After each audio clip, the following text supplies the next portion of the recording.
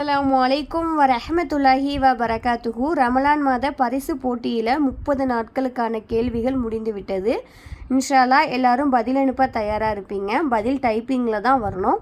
ஸ்க்ரீன்ஷாட்டோ எழுதியோ இது மாதிரிலாம் அனுப்புறீங்க அப்படின்னா கண்டிப்பாக அந்த பதில் ஏற்றுக்கப்படாது, மதிப்பெண்கள் வழங்கப்படாது. டைப்பிங்கில் வர்ற பதில் தான் ஏற்றுக்கப்படும். அதே மாதிரி 30 கேள்விக்கான பதிலும் மொத்தமாக ஒரே தடவையை அனுப்பிடணும். கொஞ்சம் கொஞ்சமாக பதில் அனுப்பக்கூடாது.